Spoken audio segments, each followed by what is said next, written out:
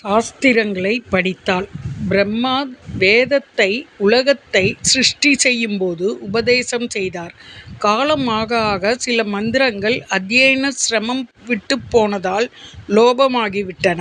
வேதவியாசர் பகவானின் அவதாரமானதால் முதலிலிருந்த வகையிலேயே மறுபடியும் ஜனங்களுக்கு உபதேசம் செய்தார்.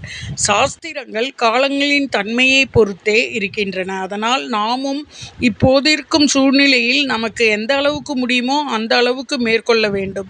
எந்த அளவுக்கு தேவைப்படுகிறதோ அந்த அளவுக்கு சாஸ்திரங்களை படிப்பது தேவையாகிறது. சாஸ்திரங்களை படிப்பதால் சந்தேகங்களை தீர்ந்துவிடும். மேலும் தத்துவத்திலும் விசுவாசம் உறுதியாக ஏற்படும்.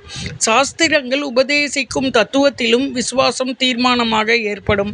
நாம் சாஸ்திரங்களில் கூறியதற்கு பொருள் கூறுவதற்கு தகுதி உள்ளவர்களாயினும் சாஸ்திரங்களிலே கூறப்பட்டிருப்பதை மாற்றுவதற்கும் அதில் கூறப்பட்டிருப்பவைகளுக்கும் பரணம் கூறவும் நமக்கு அதிகாரம் இல்லை, சாமர்த்தியமும் இல்லை.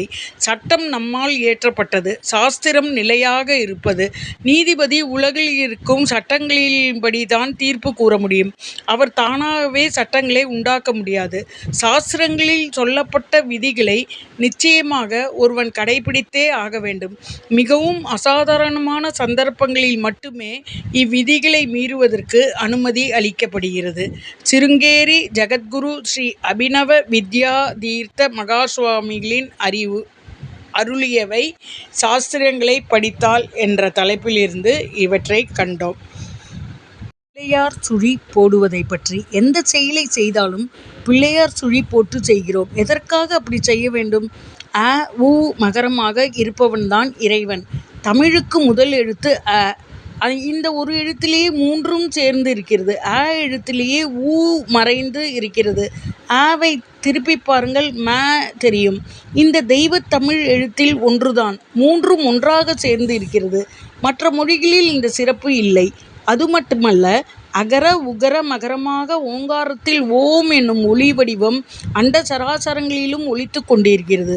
ஓம் என்னும் பிரணவத்தை முதலில் எழுதி தொடங்குவதால் எல்லா செயல்களும் வெற்றி பெறும், காரிய தடை ஏற்படாது.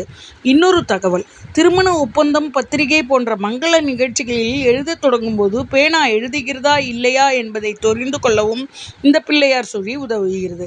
அந்த பேனாவில் உள்ள மையின் நிறம் என்ன என்று கூட இதன் மூலம் தெரிந்து உரிய மை நிறத்தில் சுபலக்கணம் எழுதலாம். முதல் கோணலாக இருந்தால் முற்றும் கோணலாக இருக்கும் என்று நினைக்கக்கூடாது என்பதற்காக தான் பிள்ளையார் சுழி போட்டு எழுதத் தொடங்குகிறோம்.